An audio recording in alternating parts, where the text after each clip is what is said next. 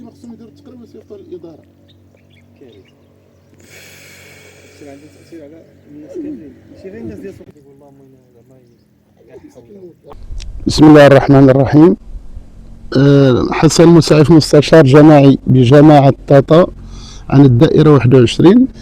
عندنا كنشكركم على المؤازرة ديالكم وديال جيتوا الله يجزيكم بخير باش تنقلوا هذه المعاناة اللي مدة من سنين هذه كيعانيو منها الساكنة ديال طاطا اللي حد الآن ما عمر لقينا شي حل هو حل جذري.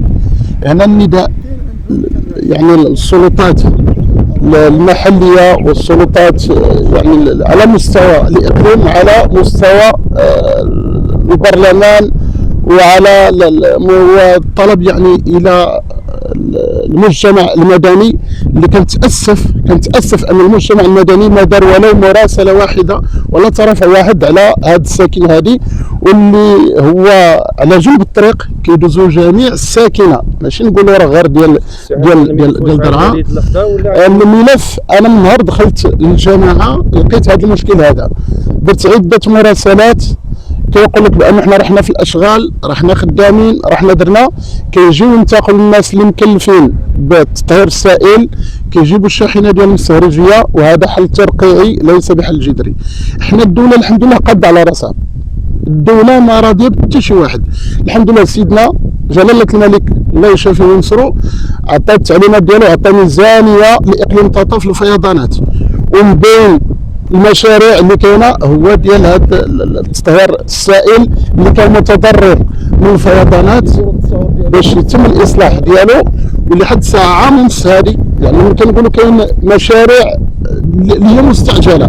ملي كنقول التطهير السائل المواطن ملي كيأدي لك واحد الفاتوره بانه هذاك التطهير ديال المياه العادمه مقابل داك الثمن اللي يعطيك المواطن، خاصك تديه المحطه ديال الشوارج السهارج اللي كدير المعالجه.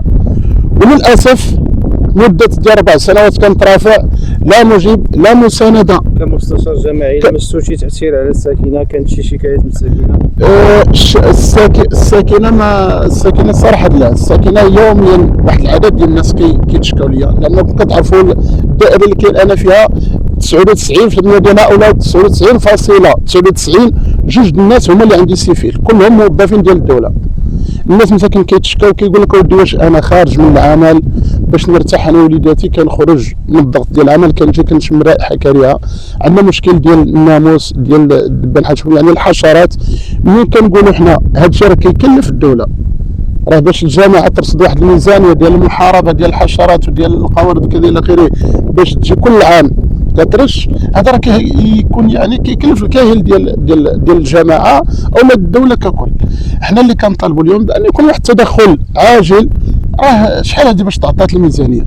سيدنا عطى التعليمات ديالو هذه من 2024. يعني كنقول لك هذا المشكل ماشي وليد اليوم، هذا المشكل نقول لك من 2008 في طاطا عندهم مشكل ديال هذا الحال. امتى كتزاد الحده ديال هذا في كل عام او نقول 2 المرات في العام، ملي كيكون الناس كيستعملوا الماء بزاف ديال التطهير كيعمروا القوادس وكيكون بلوكاج في لاستيب وكيفيض كيوليو يطلقوا في الواد.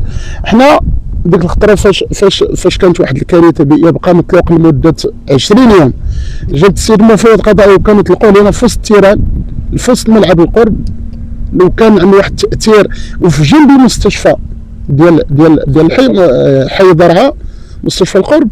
درت شكاوى، جات السيد مفوض قضائي دار معاينات، دار تصاور، درت مراسله للسيد العامل، فاذا بك جابوا لي بانه راه الاشغال راه كاينه، بانه راه كاين مشكل ديال الاشغال ريتها تكمل، وداروا تقرير بانه راه وصل الاشغال ل 80 ل 85%، وصبرونا. وكان ديك الساعات السيد الباشا اللي كان قبل من عند هذا السيد دابا قال لك بسم الله الله يجزيك بخير غادي تصبروا معنا، وطمأن الساكنه. وكندور على الناس كندق عليهم في ديالهم كيقول الله يرحم الوالدين صبروا معنا الله يجزيكم بخير، راه كاينين اشغال فعلا كانوا اشغال. فاذا به المشكل ما تحلش. ملي كنقولوا راه ميزانيه ديال 260 ألف درهم باش تعاود القادوس الانابيب ديال الصرف من فم الاقامه ديال السيد العامل الى حي النهضه، لحد الساعه مازال الاشكال قائم.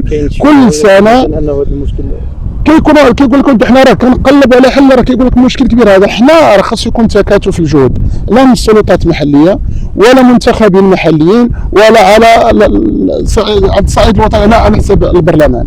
راه الا ما كان واحد تكاتف الجهود، انا ملي كنخرج وكنغاوي كنقول لهم دير كاين عندنا اشكال، البعض الناس كيقولوا هذا لا راه بغى يدير البوز، راه باغي يترشح للبرلمان، راه باغي كذا. انا قلت لهم نقدم الاستقاله ديالي من دابا. احنا راه ملي كيقول لك سيدنا راه الا صوتوا على شي واحد تحملوا المسؤوليه ديالكم وما تجيوش تلوموني وتجيو تبكيو عليا. راه الدور ديالنا كمنتخبون هو الدفاع على مصلحه الوطن والمواطن، لا ضرر ولا ضرار. راه مادام سيدنا عطى التعليمات ديالو، الدوله عندها ميزانيه، الدوله يعني راه ماشي ما ترضاش الدوله. الحمد لله الدوله ديالنا من الدول المتقدمه، يعني ملي كنقولوا حنا بان راه الدوله متقدمه وباقي عندها مشكل ديال تطهير السائل، هذا راه كيشكل لنا خطر حتى على المجتمع الدولي. كاين يقول لك ودي لا انتم راه باقي عندكم واحد المدينه، شنو هو التصنيف ديال الدول؟ ملي كنقولوا البنيه التحتيه وكنجيو للطاطا كنلقاو البنيه التحتيه ديال في التطهير السائل باقي فيها مشكل، ولا نجيو للقناطر نلقاو باقي كاين مشكل. حنا كاين المديرين ديال التجهيز الصراحه باذلين واحد المجهود وخدامين، الميزانيه ديالهم فعلوها وخدامين رغم الاكراهات، انه الشركات اللي خدموا ما كاينش اليد العامله قليله، انا بكل صراحه. ولكن رساله اخيره يعني السلطات الاقليميه وبالخصوص للسيد عامل الاقليم، هو يلاه جا ما فراسوش هذا المشكل هذا واش قديم. حنا بغينا اليوم نوقف على هذا الملف هذا، يتعطى المارشي للشركه ويديروا التسريع باش يكون حل جذري. راه الا تحيد هذا السطيب هذا اللي كاين هنا عند اندفيان وتقاد هذا اللي في حي النهضه، راه غادي يفرى هذا المشكل هذا. شكرا جزيلا.